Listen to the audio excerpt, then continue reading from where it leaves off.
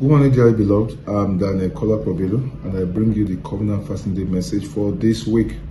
And it is titled, Fulfilling All Righteousness. Fulfilling All Righteousness. My text is Matthew 3, verse 15. Matthew 3, verse 15. And we may extend to 17, but let me just read 3:15 first. And Jesus answering said unto him, Suffer it to be so now, for thus it becometh us to fulfill all righteousness. Then he suffered him.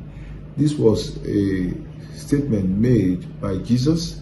He came to John the Baptist when John was baptizing by Jordan, and John was able to recognize him as the Messiah, as the Lord. And John was the one baptizing, and John felt, no, it shouldn't be like that. You are the Lord. You should baptize me. I shouldn't baptize you. But Jesus answered him and said, Suffer it to be now. Allow it to be so now. For thus it becomes of us. That is, it is required of us that we should do everything that is right. He said, Thus it becometh of us to fulfill all righteousness. Then he suffered. He allowed him. John was not going to oblige Jesus the benefit of being baptized, but because baptism is one of the requirements for completion of the transformation experience, the repentance from sin and salvation experience. Baptism is one of the requirements to complete that process. It's a demonstration of the inward transformation. So John was thinking, Jesus, you are Lord. You don't need it. But Jesus, being in human form, decided to go through all necessary process. So he said, look, allow it to be so, because it's expected of us to fulfill all righteousness. Why is the Lord talking to us along this line today? Most times we tend to shirk away from completing process. We don't want to complete process. We get to a particular stage of a process and we deem that the remaining is not really necessary. It's not really, but it's part of the process. It's part of the requirement. And there's that tendency for us not to complete due process. Jesus decided to complete due process. He said, let it be so. It is required of us to fulfill righteousness. Anything that is right, we should fulfill it. We should fulfill it. So there is that tendency in man to be negligent.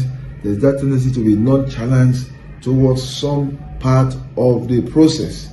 But God is saying, for as children of God, we should always fulfill processes. We should always fulfill righteousness. Everything that is right, that is required of us, we should ensure we do it. We shouldn't follow the bandwagon. We shouldn't follow others that we say, this is not necessary. This is not really important. For example, as a student, you are supposed to be in school. Don't say because, you are not writing the exams, you finish the exam, you don't go to school. It's expected that you are in school. Or you have more requirements, you have to fulfill one thing because you have done one or two. Okay, I will pass. I don't need the third. No. God is saying we need to fulfill all righteousness. Jesus Christ did not say because he was Lord in human form, he didn't need to be baptized. Of course, he didn't really need it. But because of it's a requirement for the process, he still subjected himself to it. And when you read further, you see the benefit of fulfilling all righteousness. Because when he spoke like that to John obliged him and he was baptized. So look at what happened when he did that. In verse 16 and in verse 17, it says, and Jesus, when he was baptized, went up straight out of the water, and lo, the heavens were opened unto him. Hallelujah. When he was baptized, the heavens were open. Can you imagine if he had said, he had agreed with John the Baptist, saying, yeah, true, I'm Messiah, I don't need it. And then he didn't subject himself to that process, that step, that stage of the process. How would he have experienced open heaven? And look at what happened further. He said the heavens were opened unto him, and he saw the Spirit of God descending like a dove and lighting upon him. And lo, a voice from heaven saying, This is my well-beloved Son, in whom I am well pleased. Hallelujah. Hallelujah. Assuming he had been sentimental, like some of us who say, okay, I don't really need it. I don't really need. Some people have papers to write. Maybe they have to write 8 subjects, 9 subjects. And after writing the core requirement, which is maybe they are science students, they've written physics, chemistry, biology, maths, and English. Then they have economics, they have some other things, they say, I don't really need it. And they don't want to write them. Not knowing that it could be needed sometime, somewhere in the future, or it could be just one thing that could bring about another experience in their lives. Jesus didn't really need it, but when he submitted himself to the process, look at what happened. Heavens were open. The Spirit of God came and lighted upon him. Voice from heaven came. He would have missed all that if he did not fulfill all righteousness, if he did not subject himself to the process. So, beloved, I want to counsel us, wherever you find yourself, always insist in fulfilling all righteousness. Follow the process to the latter. Do all that is expected of you to do. That is what Jesus Christ says. It's expected of us to fulfill all righteousness. From today, don't join the bandwagon that will do one or two and ignore the others. Don't join the bandwagon that will not follow due process, that won't complete the stages of events. Follow due process, and it shall be well with you in Jesus' name. Let's pray. Let's tell the Lord, Lord, thank you for sending your word to me this morning. Thank you for sending your word to me this morning. In the name of Jesus. Say this morning, thank you for sending your word to me this morning. In the name of Jesus. Say, Lord, forgive me. Prayer point number 2. Any sin, any iniquity that will not allow you to hear me, Lord, forgive me. Prayer point number 3. Lord, help me to be mindful of due process.